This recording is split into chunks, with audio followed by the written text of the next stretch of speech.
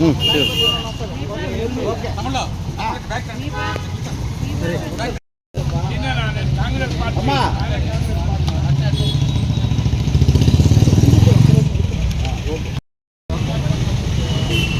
बाबू जगजीवन राव, जोहार बाबू जगजीवन राव, जोहार बाबू जगजीवन राव, बाबू जगजीवन गाరి ఆశయాలను బాబు జగజీవన్ గారి ఆశయాలను బాబు జగజీవన్ గారి ఆశయాలను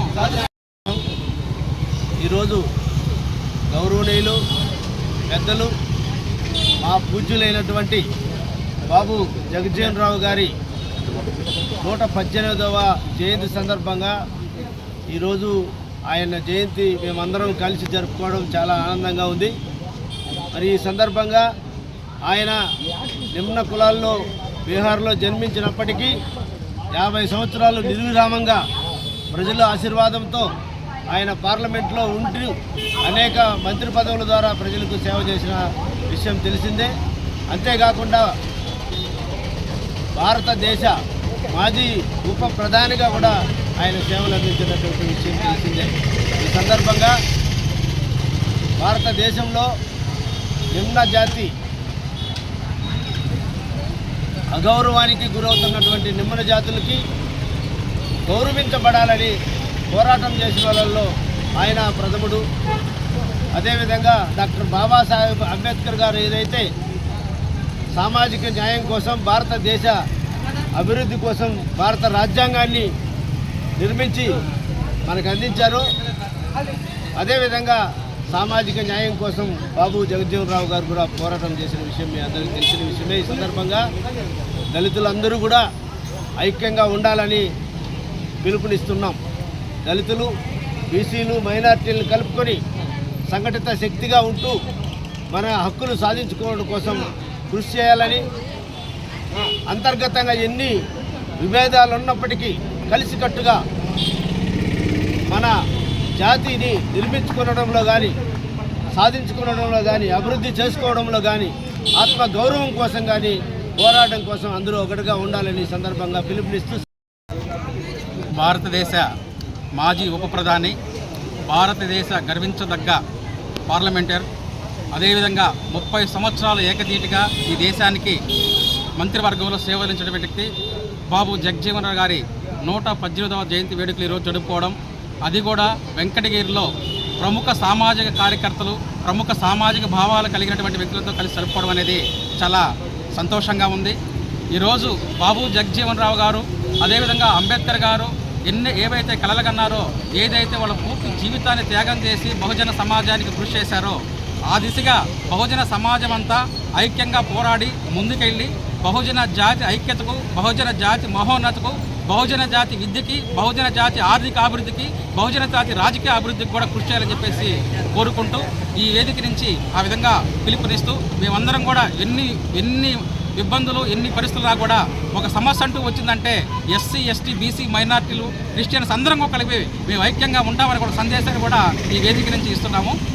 సంస్థ ద్వారా యావత్ భారతదేశానికి బాబు జగజీవన్ యొక్క జన్మదినాన్ని ఏర్పరచుకోవాలని మేము శుభాకాంక్షలు తెలియజేస్తూ ఉన్నాం. ఈరోజు చాలా గర్వించదగ్గం. ఈ జన్మదినాన్ని భారత ప్రభుత్వము సామాజిక న్యాయ దినంగా ప్రకటించింది. ఎందుకంటే ఆయన జీవితకాలమంతా కూడా సాంఘిక, సామాజిక సమానత్వం కోసం కృషి చేశారు కాబట్టి ఆ దిశగా మన ప్రభుత్వాన్ని గుర్తించి మనందరం కూడా ఆయన యొక్క స్ఫూర్తితో, ముఖ్యంగా యువత, ఆయన విద్యాదశలో ఉన్నప్పుడు ఎన్ని ఆటుపోట్లు ఎదురైనా సరే, తాగేదనే నీళ్లుగా లేకపోయినా, దళితుడిగా చాలా అవమానించపరిచినా సరే విద్యని వదిలిపెట్టకుండా ఆయన కొనసాగాడు. కాబట్టి నేటి యువత కూడా ఆయన ఆదర్శంగా తీసుకొని ఆయన యొక్క దిశలో ప్రయాణిస్తూ దేశ సేవ కోసము అందరి కోసం కృషి చేయాలని చెప్పి యువతకి ముఖ్యంగా పిలుపునిస్తోంది. మన మార్పు సంస్థ వారు బాబు జగజీవన్ రావు గారిని జ్ఞాపకం చేసుకొని ఈ యొక్క సమావేశానికి మమ్మల్ని అందరినీ ఆహ్వానించినందుకు మేము మైనార్టీల తరఫున సంతోషిస్తున్నాము. రాష్ట్ర ప్రభుత్వమైన, కేంద్ర ప్రభుత్వమైన మార్పు చెందాలంటే మళ్ళీ జగజీవన్ రావు లాంటి వారు, మరి బాబా అంబేద్కర్ లాంటి వారు, ఇలాంటి అబ్దుల్ కలాం లాంటి వారు, ఇలాంటి వాళ్ళందరూ మళ్ళా ఉద్భవించాలి, పుట్టాలి. మళ్ళీ భారతదేశానికి అన్ని విధాల అన్ని జాతులకు సమానమైనటువంటి హక్కులు కలగాలని మనస్ఫూర్తిగా ప్రార్థిస్తున్నాం. జరుగుతూ జగజీవన్ రావు 118వ జయంతి సందర్భంగా మార్పు సంస్థ ఆధ్వర్యంలో ఎంఆర్ఎఫ్ సర్కిల్ చేయడం జరుగుతూ ఉంది. ఏదైతే అంబేద్కర్ కావచ్చు, జగజీవన్ రావు కావచ్చు, ఆయన కళ్ళ కన్నా ఆశయాలు ఎవరికి పేదవాళ్ళకి న్యాయం జరగడం లేదు. దీని మీద అన్ని సంఘాలు గట్టిగా పోరాటం చేసి వెంకటగిరి ఏదో ఒక సర్కిల్లో ఆయన విగ్రహం పెట్టాలని మేము ఆశిస్తున్నాము. అది జరిగేంత వరకు దానికోసం పోరాటం చేస్తామని తెలియజేస్తూ సెలవు తీసుకుంటాం. తిరుపతి జిల్లా హ్యూమన్ రైట్స్ జిల్లా కన్వీనర్, తిరుపతి జిల్లా కన్వీనర్గా కార్యశ్రేణి నేను ఈ విధమైన సంఘాల ద్వారా, ప్రజాప్రతినిధుల ద్వారా ఈ విధంగా దళిత బహుజనుల యొక్క స్ఫూర్తితో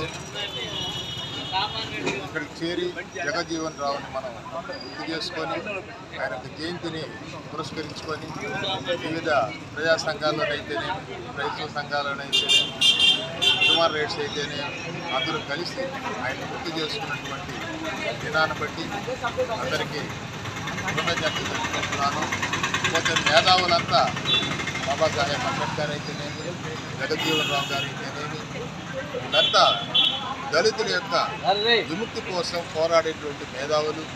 వారిని మనం జ్ఞాపకం చేసుకోవడం చాలా ఆనందదాయకమైనటువంటి పురుషులకి ధన్యవాదాలు తెలియజేస్తూ ఈ అవకాశం ఇచ్చినందుకు కూడా వందనాలు తెలియజేస్తాను.